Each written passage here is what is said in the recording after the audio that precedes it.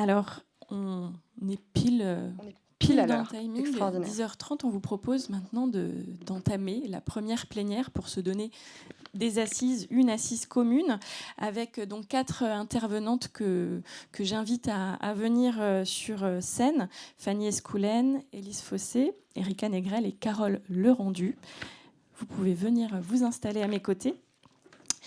Donc on va traverser un petit peu les constats sur le sujet qui nous rassemble aujourd'hui au travers des travaux du réseau avec le ministère de la Culture, les travaux de l'ARACT, le sondage auquel vous êtes nombreux et nombreuses à avoir contribué, et puis on finira par une mise en perspective de ce sujet dans le milieu culturel et artistique en général. Alors je vais donner d'abord la parole à Fanny Escoulaine. Donc vous êtes chef du département de la photographie à la DGCA, Direction générale de la création artistique au ministère de la Culture. Et vous allez nous présenter les relations que le ministère entretient avec le réseau Diagonale, les chantiers majeurs sur lesquels vous travaillez, vous avancez ensemble actuellement. Alors bonjour à toutes et à tous. Je lirai quelques notes. Déjà, c'est un immense plaisir pour moi d'être parmi vous aujourd'hui et de vous rencontrer pour celles et ceux que je ne connais pas encore. Mon arrivée il y a plus d'1 an au département de la photographie, au sein de la délégation aux arts visuels de la DGCA, a été particulièrement intense, du fait notamment d'un grand chantier qu'il fallait faire aboutir, celui du rapport sur le financement de la production et la diffusion d'œuvres photographiques de Laurence Franceschini. Ce rapport, très attendu par la profession, publié en mars dernier, a dressé la feuille de route du département à travers 5 grands axes d'action identifiés comme prioritaires. Le respect du droit d'auteur, notamment à l'aune des nouveaux enjeux numériques et la défense du statut des photographes. Le soutien à la création. Le soutien spécifique aux acteurs de la chaîne, agences photographiques et agences de presse, éditeurs de livres de photographie, réseaux de lieux de diffusion et de production et festivals. La protection du patrimoine photographique et le soutien à l'éducation à l'image. Je vous invite à consulter le rapport pour celles et ceux d'entre vous qui ne l'auraient pas encore lu. Il est enrichissant à bon nombre d'endroits, que ce soit sur les conditions de vie des photographes, l'évolution de leur statut et de leurs droits, qu'au niveau de l'ensemble de l'écosystème du secteur qui œuvre pour les artistes, pour les photographes, qui diffuse, publie, produit et fait en sorte que la création photographique soit accompagnée comme elle se doit.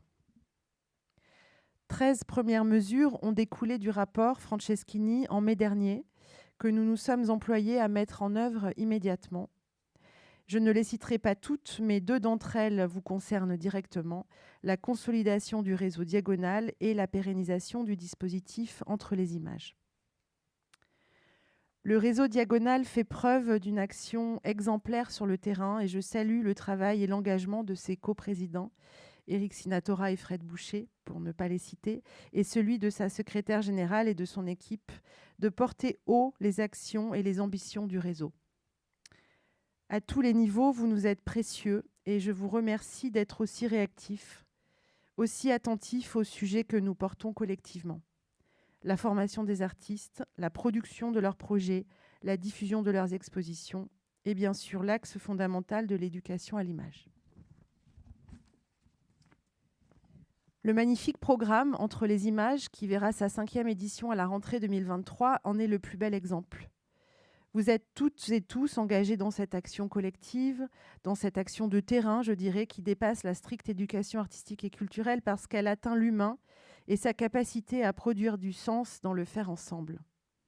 Nous avons constaté qu'au fil des années, le programme Entre les images allait au-delà de la sensibilisation ou l'initiation des publics scolaires à l'image et que nous arrivions à toucher ces autres typologies de publics éloignés de la culture, comme on dit, à travers les projets engagés portés par les équipes du réseau et par les artistes. Cet axe de l'éducation à l'image, nous souhaitons le consolider et nous vous avons déjà sollicité pour certains afin de nous faire remonter les actions que vous menez.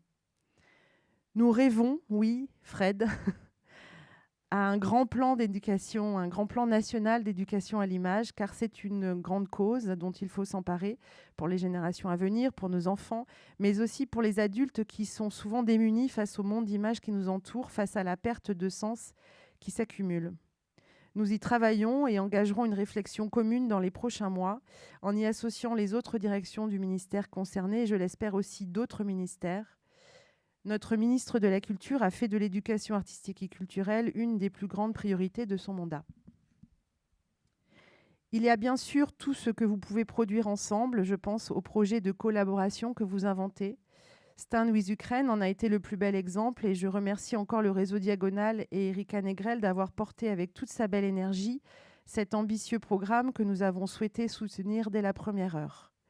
Quelle prouesse d'y être arrivé dans un temps aussi contraint et dans un contexte aussi difficile.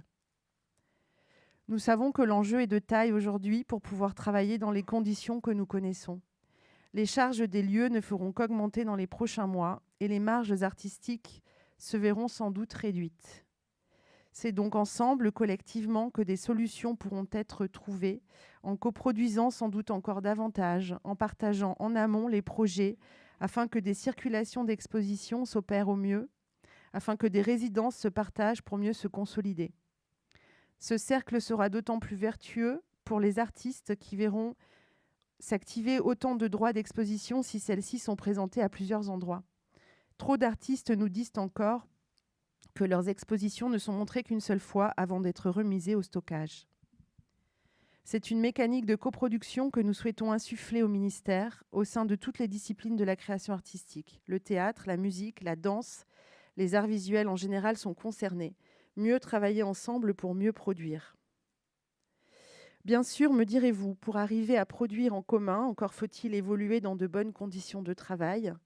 Et je suis heureuse que les préoccupations du ministère sur la prévention des risques psychosociaux dans les arts visuels, actuellement mises à l'étude par l'ARACT et dont les conclusions et recommandations seront publiées l'année prochaine sous forme de guide, rencontrent les questionnements actuels de Diagonale.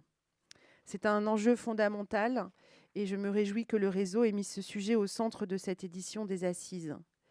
J'ose espérer que cet espace de discussion permettra de renouer le dialogue là où il a peut-être parfois été interrompu. Les dernières années traversées par la pandémie ont été éprouvantes, mais je crois au retour d'une envie et d'une énergie commune pour réfléchir et mieux travailler ensemble.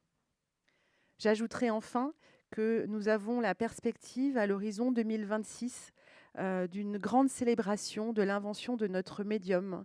Et comme Fred le soulignait tout à l'heure, en 2019, c'était mis en marche ce beau projet autour de l'engagement avec le CNAP au sein du réseau. Et j'ose espérer que cette perspective de célébration de l'invention de la photographie, donc en 2026, pourra nous permettre encore de mieux travailler ensemble et d'inventer des projets communs. Merci beaucoup, bonne journée.